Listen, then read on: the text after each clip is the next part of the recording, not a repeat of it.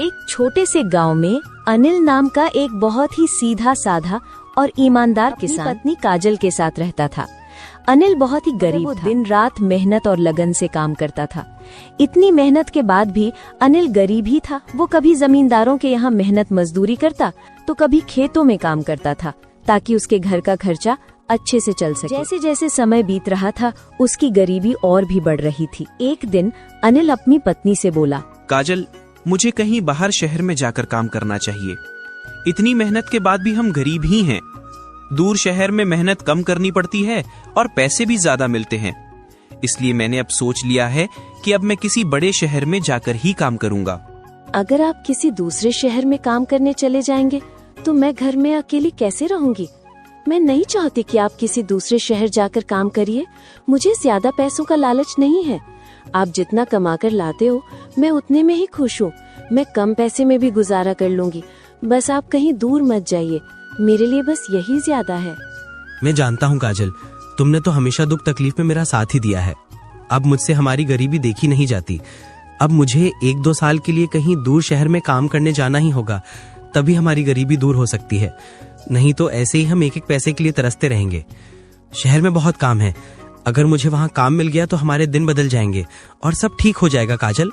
ठीक है, अगर आप जाना ही चाहते हो तो चले जाइए, मगर अपना ख्याल रखिएगा। मैं आज आपका सामान बांध दूंगी, आप कल चले जाइएगा। अगले दिन सुबह सुबह अनिल अपनी पत्नी काजल से विदा लेकर शहर की ओर चल पड़ता है। पूरा दिन चलने के बाद वो शहर पहुंच जाता है। नए शहर में अनिल का कोई जान पहचान का नहीं था, इसलिए वो सोचता है किसी भी तरह मुझे रात बिताने का इंतजाम करना ही होगा, फिर अगली सुबह मैं काम ढूंढ लूंगा। अनिल रात बिताने के लिए एक घर के पास जाता है। तभी घर का मालिक बाहर आता है। तब अनिल उस व्यक्ति से कहता है, भाई, मैं बहुत दूर गांव से आया हूँ और अब शाम हो गई है और मुझे रात बिताने के लिए थोड़ी जगह चाहिए। अगर आप मुझे रात भर रुकने के लिए अपने घर में थोड़ी जगह देंगे तो बहुत मेहरबानी होगी। तुम गांव से आए हो या कहीं और से, मुझे इससे कोई फर्क नहीं पड़ता। मैं तुम्हें जानता भी नहीं, पहचानता भी नहीं, तुम्हें अपने घर में कैसे ठहरा सकता हूँ? बहुत से लोग शहर में काम करने आते हैं, तुम कोई नए नहीं हो। जाओ और अपना ठिकाना कहीं और ढूंढो। अनिल बिना कुछ कहे आगे चल पड़ता है। भैया, क्या मैं आज रात आपके घर रुक सकता हूँ? अगर तुम चाहो तो मैं रात भर रुकने का किराया भी दे सकता हूँ आपको। भाई, मेरा घर बहुत छोटा है और मेरा परिवार बहुत बड़ा है, इसलिए तुम्हारा मेरे घर में रुकना मुश्किल होगा। तुम जाकर अपनी व्यवस्था कहीं और करो। इतना सुनकर अनिल वहाँ से चला जाता है। इसके बाद अनिल कई घरों में जाता है, लेकिन हर कोई उसे अपने घर में ठहराने से मना कर देता है। ये सब देखकर अनिल बहुत ही निराश हो जाता है। फिर अनिल सोचने लगता है, इस शहर में कोई भी मुझे अपने घर में ठहराने के लिए तैयार ही नहीं है। अब मैं रात में कहाँ जाऊं? मेरी तो कुछ समझ में ही नहीं आ रहा। जब इस शहर में मुझे रुकने के लिए कोई घर ही नहीं मिल रहा, तो मुझे इस शहर में काम कैसे मिलेगा? अनिल ये सब सोच ही रहा था, उसकी नजर एक बुढ़िया की झोपड़ी पर पड़ती है। अनिल उस बुढ़िया के घर जाता है और बूढ़ी अम्मा से कहता है, अम्मा, मैं इस शहर में काम की तलाश में आया हूँ, पर कोई भी मुझे अपने घर में ठहराने के लिए तैयार ही नहीं है। बस अब आपसे ही उम्मीद है। कृपा करके अपने घर में मुझे रात भर रुकने की जगह दे दीजिए। बेटा, तुमने मुझे माँ कहा है, और एक माँ अपने बेटे को घर के बाहर कैसे छोड़ सकती है? चलो आओ, अंदर आ जाओ। अनिल उस बूढ़ी औरत के साथ घर के अंदर चला जाता है। फिर वो अम्मा अनिल से कहती हैं, अनिल बेटा, तुम इसे अपना ही घर समझो। तुम जब तक चाहो तब तक यहाँ रह सकते हो। माँ, क्या आप इतने बड़े घर में अकेली रहती हो? क्या आपके साथ कोई और नहीं रहता? आपके बच्चे कहाँ हैं? बेटा, मेरी कोई औलाद नहीं है। एक लड़की थी, वो भी बीमारी की वजह से अब इस दुनिया में नहीं रही, और मेरी शादी के कुछ दिन बाद ही मेरे पति भी मुझे छोड़कर इस दुनिया से चले गए। मेरा इस दुनिया में कोई नहीं है। माँ, अब आप रोइए मत, मैं हूं ना आपके साथ। अब आप इस घर में अकेली नहीं हैं। अब आप मुझे अपना बेटा ही समझिए। बेटा, तू बहुत अच्छा इंसान है, देखने में भी बहुत भला लगता है।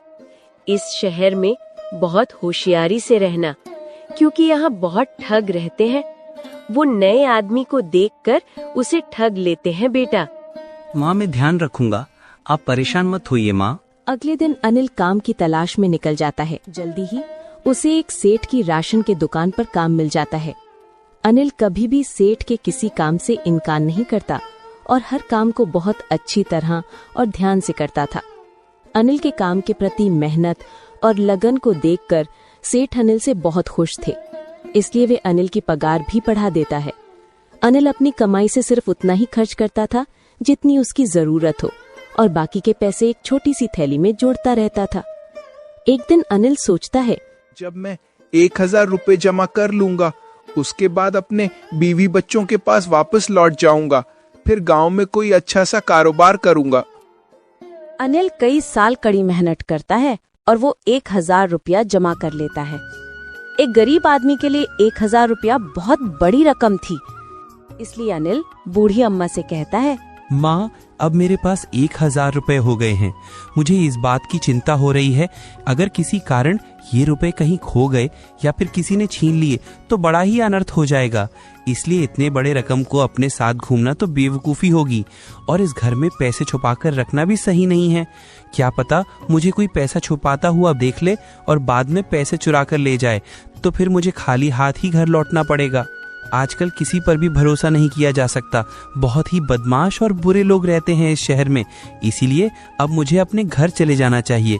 बेटा, तू सही कहता है, लेकिन बेटा तू अभी अपने गांव क्यों जा रहा है? थोड़े दिन और रुक जा बेटा। माँ, रुकना तो मैं भी चाहता हूँ, लेकिन मैं इन पैसों की वजह से जा रहा हूँ। बेटा, तू एक काम कर, तू इस शहर के मशहूर जमींदार रामदेव के पास जा और अपने पैसे उनके पास रख दे, और कभी तू अपने घर जाए तो रामदेव से अपना धन वापस ले लेना। लेकिन माँ, मैं उस जमींदार के पास अपने पैसे कैसे रख सकता हूँ? क्या पता वो कल के समय वो पैसे देने से इनकार कर दे तो? बेटा, रामदेव बहुत ही ईमानदार और नेक आदमी है। तुम बेफिक्र होकर अपने पैसे उसे दे सकते हो। बहुत से लोग हैं जो अपने पैसे उसके पास रखते हैं। बूढ़ी अम्मा की बातों में आकर अनिल अपने 1000 रुपए लेकर जमींदार रामदेव के पास पहुंच जाता है। जमींदार अनिल से बोला, कौन हो तुम और यहाँ किस लिए आए हो? पहले तुम्हें कभी यहाँ नहीं देखा। मालिक, मेरा नाम अनिल है। मैं इस शहर का रहने वाला नहीं हूँ। मैं तो गांव से यहाँ काम करने आया हूँ। मैंने कई साल तक मेहनत करके 1000 रुपया जमा किए हैं। मैं अपनी रकम अमानत के तौर पर आपके पास रखने आया हूँ। आपके पास मेरे पैसे सुरक्षित रहेंगे। जब तक मैं इस शहर में रहूंगा और काम करूंगा, तब तक मेरे पैसे आपके पास रहेंगे। मेहरबानी करके इन पैसों को आप अपने पास रख लीजिए। जमींदार ने जल्दी से अनिल से थैली ले ली और फिर अनिल से बोला, तुम्हें अपनी रकम रखने के लिए इससे बेहतर कहीं और जगह नहीं मिलेगी, इसलिए अब तुम चिंता मत करो। तुम्हारी ये पैसे मेरे पास सुरक्षित रहेंगे। अब तुम बिना किसी चिंता के अपने घर जा सकते हो। जब भी तुम्हारा मन करे अपने पैसे वापस ले जाना। जमींदार की बात सुनकर अनिल बेफिक्र होकर खुशी खुशी अपने घर चला जाता है। कुछ दिन और काम करने के बाद अनिल को अपनी पत्नी की बहुत याद आने लगती है, इसलिए अनिल अपने घर जाने की यात्रा तैयारी करके जमींदार के पास अपने पैसे लेने के लिए चला जाता है। मालिक, मैं अपने गांव जा रहा हूँ, इसीलिए मैं आपके पास अपने पैसे लेने के लिए आया हूँ। कृपा करके आप मेरे पैसे मुझे लौटा दीजिए। जमींदार अनिल को गौर से देखकर बोला, तुम किस पैसे की बात कर रहे हो? तुमने मुझे पैसे कब दिए थे? जमींदार की बात सुनकर अनिल के होश उड़ जाते हैं। मालिक, मैंने कुछ दिन पहले ही 1000 रुपए आपके पास अमानत के तौर पर रखवाए थे। तुम पगला तो नहीं गए हो या फिर तुम्हारा दिमाग खराब हो गया है जो ऐसी बेकार की बातें कर रहे हो? 1000 रुपए? अरे इतनी बड़ी रकम है तो तुम्हारे 7 पीढ़ियों में भी किसी ने नहीं देखी होगी। वैसे तुम्हारे पास कहाँ से आए 1000 रुपए? और तुम्हारे पास क्या सबूत है कि तुमने मुझे 1000 रुपए दिए थे? मालिक, मेरे पास सबूत तो कुछ नहीं है, मगर लोग कहते हैं कि आप बहुत ही ईमानदार हो, इसीलिए पैसे देते समय मैंने आपसे कोई प्रमाण नहीं लिया। अनिल जमींदार को अपने 1000 रुपए की याद दिलाने की बहुत कोशिश करता है, लेकिन जमींदार अनिल की एक बात नहीं सुनता। उन्होंने अनिल पर जरा सी भी दया नहीं की और उसे घर से बाहर निकाल दिया। कमजोर और लाचार अनिल रोते हुए बूढ़ी अम्मा के घर की ओर चल पड़ा। बूढ़ी अम्मा के घर की ओर जाते हुए अनिल रोते रोते खुद से ही कहने लगा, हे भगवान, मेरी सालों की मेहनत, मेरी जमा पूंजी सब लुट गई, कुछ भी नहीं बचा। क्या सोचा था और क्या हो गया। उस बदमाश जमींदार ने मुझे कहीं का नहीं छोड़ा। हे भगवान, अब मैं क्या करूं, कुछ समझ में नहीं आ रहा है। अनिल बेटा, क्या हुआ? तू रो क्यों रहा है? तू तो जमींदार रामदेव से अपने पैसे वापस लेने गया था, तो फिर क्या हुआ? माँ, मैं बर्बाद हो गया। मेरी जमा पूंजी सब लुट गई। जमींदार रामदेव ने मेरे पैसे वापस देने से इनकार कर दिया। पैसे मांगने पर उसने कहा कि मैंने तुझे पहले कभी नहीं देखा, तू मुझे पैसे देकर कब गया था? तू कोई बहरूपिया है जो झूठा आरोप लगाकर मुझे बदनाम करना चाहता है। बेटा, ये सब मेरी वजह से हुआ है। मैंने ही तुझे जमींदार रामदेव के पास तेरे पैसे रखने को कहा था। मुझे पता नहीं था कि जमींदार रामदेव कितना बड़ा बेईमान और धोखेबाज है। लोग तो उसकी ईमानदारी के गुण गाया करते थे। माँ, तुम अपने आप को दोष मत दो, इसमें तुम्हारी कोई गलती नहीं है। आपने तो मेरे अच्छे के लिए ही कहा था, मगर होना तो वही था जो भगवान को मंजूर था। बेटा, अब तू क्या करेगा? उस बेईमान जमींदार से अपने पैसे वापस कैसे लेगा? माँ, अब मैं कुछ नहीं कर सकता। अब मुझे खाली हाथ ही अपने घर लौटना होगा। बूढ़ी अम्मा और अनिल आपस में बातें ही कर रहे थे। तभी एक औरत बूढ़ी अम्मा के घर आती है। उसका नाम पूजा होता है। वो दोनों को उदास देखकर पूछती है, क्या बात है, आप दोनों उदास क्यों हो? क्या बताऊं बहन, मेरे साथ बहुत बड़ा धोखा हो गया है।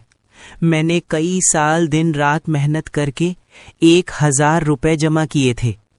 पैसे कमाने के लिए मैंने ना कभी पेट भर खाना खाया और ना कभी पूरी नींद ली। फिर अनिल ने पूजा को सारी बात बताई कि किस तरह उस जमींदार ने अनिल को धोखा देकर उसके सारे पैसे ठग लिए। बेटी, लोग कहते हैं कि जमींदार रामदेव बहुत ही नेक और ईमानदार आदमी है, इसलिए अनिल मेरी बातों में आकर उसके पास अपना पैसा रखाया था। आप दोनों परेशान मत होइए, मेरे पास एक उपाय है।